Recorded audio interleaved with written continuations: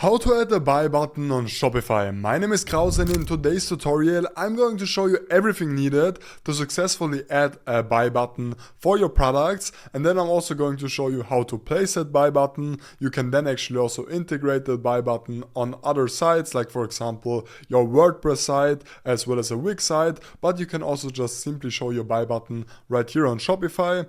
Now on my channel I cover all sorts of different tutorials about Shopify. For example, in one of my latest video I did this custom font thing right here. Also, I currently give out my Shopify course for completely free, so if you do want to check that out, make sure to click on the link down below. This will actually streamline your Shopify success and will teach you how to get your first sales. But either way, let's actually get started with the video. So first off, you do want to head over to your Shopify homepage, and then you do want to head over to the settings on the bottom left. This will open up the general settings. Right here, just make sure to click on apps and sales channels and then open up the Shopify app store. Now, you will just have to look for buy button right here.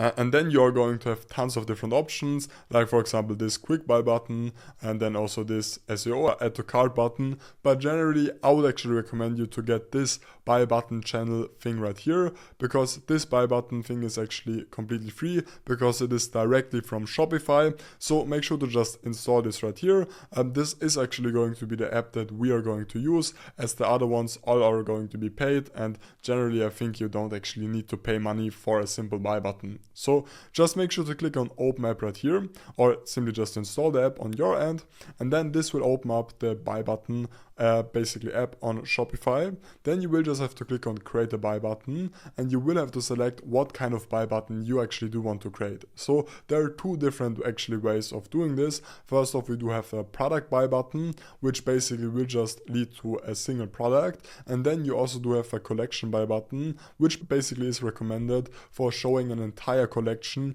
on a full page. In my case, I will just start off with the product buy button right here, and then we will have to select a product that we want to actually create this buy button for. In my case, I'm just going to select this oversized zipper, going to select this, and now we are right away going to see a preview of what this is going to look like. Now by default, in my opinion, this doesn't really look good. That's why we actually do want to customize this to our likings. So right here on the left, we can first of all set the product variant. So if you, for example, do have a product with different kind of colors, you can set which kind of color should actually be displayed right here.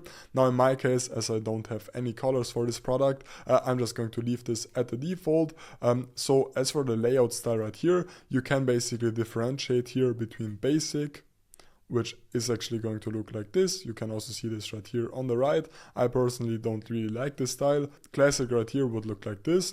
And then you can also get the full view buy button right here, which in my opinion, if you do have the space for it, actually does look the best. You can also use this light box right here to preview the product essentially. You are going to see the description of your product. So generally, if you do have the space for this kind of full view layout style, I would actually recommend you to go for this. Either way, we can then actually set the action for people on click, so we can either just directly basically direct them to the checkout, or we can also add this to the product cart, which I'm just going to tick right now. And then as for the button style, right here we can actually customize this button right here. So first off, we can actually change the button corners. Now what I would recommend you to do is first of all just open up your Shopify store right here.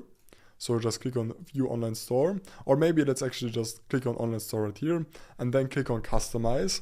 Now this is going to open up your online store. I assume on this point you already have customized this. So I would actually recommend you to design this buy button the same style as your online store. So in this case, I'm just going to head to the theme settings right here on the left, and under colors, we can then actually see the color scheme of our store. So in this case, I'm just going to go to color scheme right here, and I'm then, for example, going to copy this solid button label color right here, which we're then going to reuse for our buy button, okay? So let me actually open the tab right here. As you can see, we can now change the button width and so on. I'm just going to make it full width. And right here on the colors, we can then first of all change the background. So I'm just going to actually paste in the button background from right here.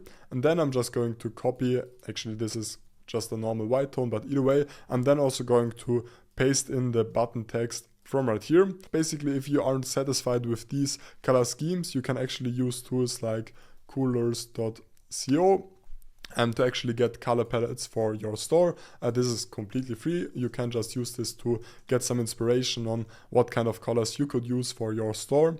Either way, we are going to continue now. So right here under typography, we can then change the button text. As you can see, you are going to have basically all of the fonts that you're most likely going to need. Now, same as before, I would actually recommend you to just look at typography right here and then to just basically look for this assistant font in this case. Now in this case, they don't actually have this assistant font, but I would just recommend you to go for a similar font than on your store. So in this case, I'm just going to actually leave this at Arial, but I think you get my point. In my opinion, it does actually make quite a lot of sense to customize this buy button so that this kind of feels like it belongs on your store essentially, okay? Then we can also change the size of the text. Basically size of the button, sorry, my bad. I'm just going to leave this at, I don't know, 16 pixels. Or no, let's actually go 15. And then we can also see a preview of this on mobile. So this is how this is going to look on mobile. And now we can actually continue with playing around with the layout. So first of all, we can change up the button text. So in this case, we can, for example, add a quantity field, which I think for a hoodie, it is quite unusual to buy multiple ones. So I'm not going to show this. Then we can actually also change the product title. In my opinion, I don't know why they do this, but I don't really like this default gray tone. I would actually recommend you to either just change this to black, which is what I'm going to do, or change this to your colors on your store essentially.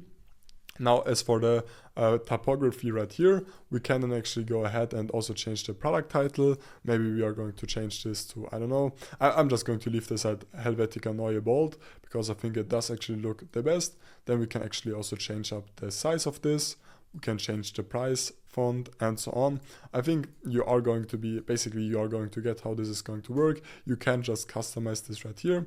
However, I would recommend you to actually just leave this at the default because I think by default, this either way does look pretty good. Then we can actually change the shopping cart customization. So right here under the heading, we can, for example, change this to shopping cart. As for the subtotal, we can, for example, change this to total. Now, you don't have to do this, but you have that option if you do want to. And then you can also show an order field. Now, for basically a note field for your orders. Now, in some cases, this does make quite a lot of sense to add. So, depending on your product, I would recommend you to either tick this on or just leave this off. As for the additional information, we can, for example, put in, I don't know, shipping is going to start in 2 weeks, okay?